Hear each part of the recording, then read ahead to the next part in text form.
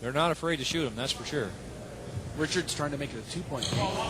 And he does, 73-71. 2 for 2 on the line there for Richards. Full court pressure by Lambton, straight man-to-man. And here was Bondi settling them down again. But it's tipped away. Here's a chance for Hewitt. He'll go high over top, finger roll for 2. And that's what he should have done the last 2 times he went down the court. Instead of giving it up, he could just jump right over the opponent. I think the advantage there, though, is he had a teammate, 31, Sean Buckle, underneath the bucket as well as a decoy. So it's a tie ball game here with good minute comeback 56 by left.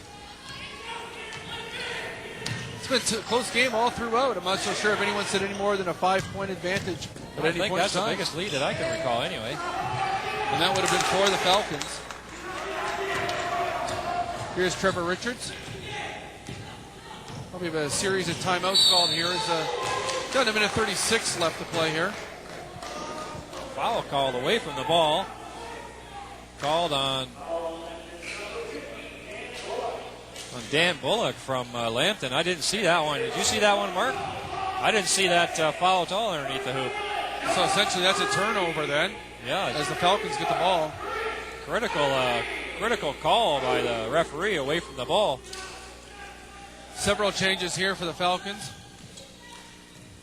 Essentially trying to get their best 5 on the court here for the last minute 30. Controlling the ball is McFadden, starting guard. Oh! Offensive foul called on Fanshawe. I believe McFadden disagrees with that call. He gets a shot of him on the screen now.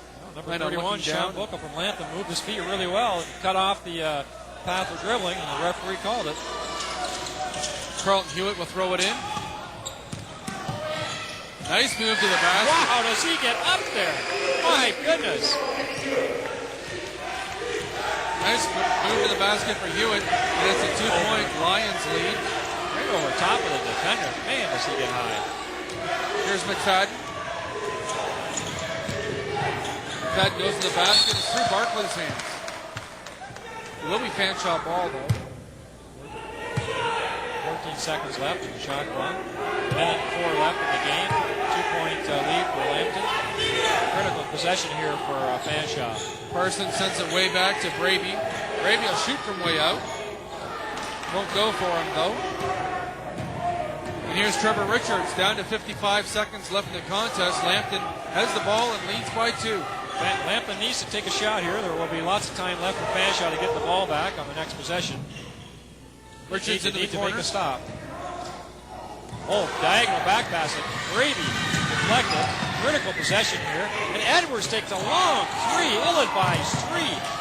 Good rebound by McFadden. Saved the day for Fanshawe. Now Parsons makes a good move. Big play for Fanshawe there.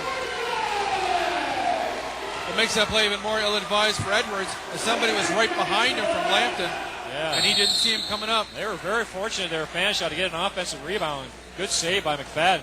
That was an ill-advised shot by Jason. Ball will be inbounds by number 32, Carlton Hewitt of the Lions.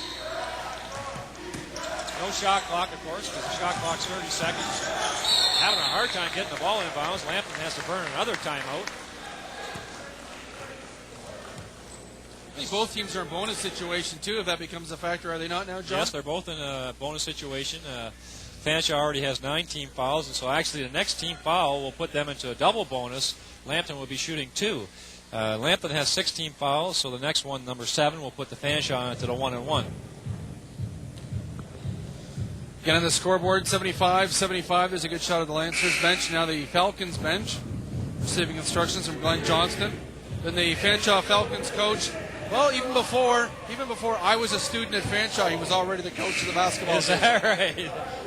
I think I was in about grade 3 when he became the head coach. Oh, he's been here a long time. That's very true. Excellent coach. Okay, inbounds here for Lambton.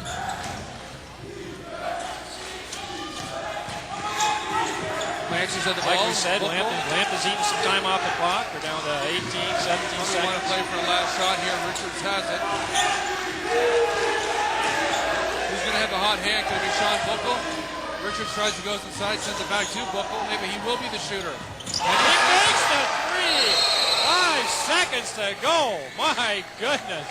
Buckle was kind of hiding just outside the arc, John, and I was thinking maybe he's going to be the go-to guy, and he was.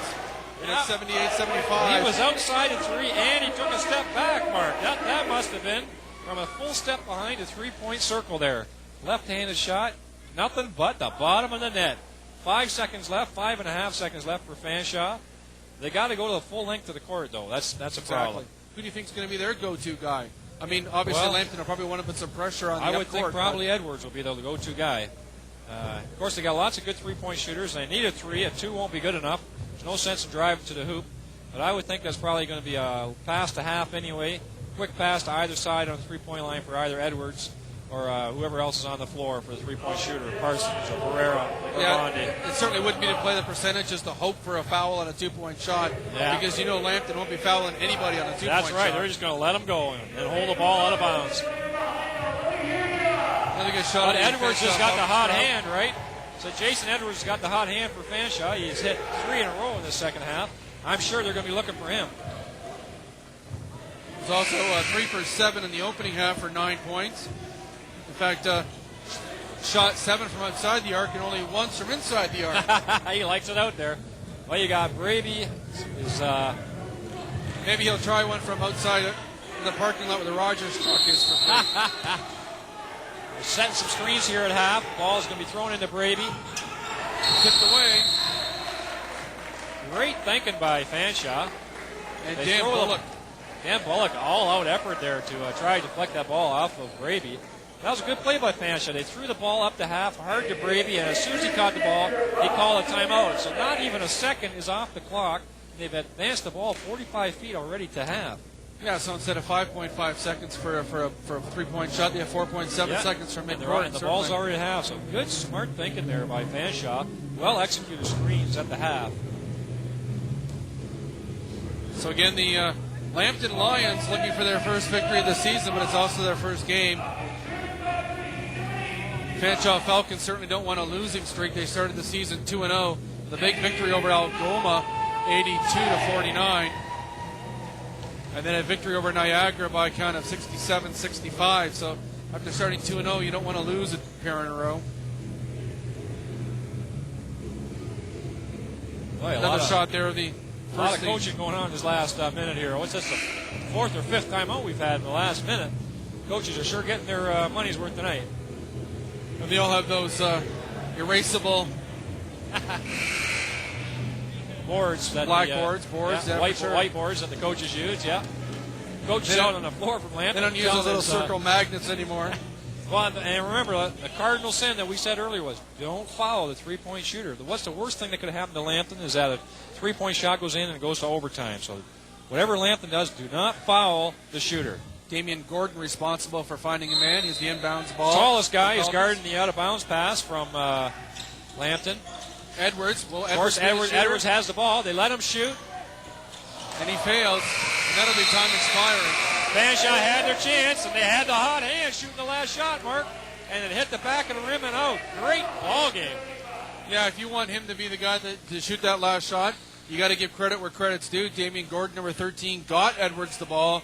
Edwards made a couple moves and shot from a long distance. They did everything right, Fanshawe. Just the shot just wouldn't go in for him. Went with the hot guy, and it was a little bit of a long shot, but at least Lambton played it smart. No fouls. They put the biggest guy on the out-of-bound pass to really put the pressure on Fanshawe. That was a great ball game, I tell you. And as we mentioned, very close throughout. I think the only 5-point lead was a Fanshawe 5-point lead at one time, and 38-37 at the half for the visitors from Lambton. And the Lions managed to hold on for 78-75 victory here at Fanshawe College. Any more final comments, John? Well, I'm looking forward to the season. Every time I come out here and see these teams playing, Fanshawe and Algoma and Lambton, I'm just looking forward to the rest of the season, Mark. So there's the final score on the screen right now. I'm Mark Schattenberg for Rogers Television. Final score, Lambton, 78-75 victories over the Fanshawe Falcons here on Rogers Television.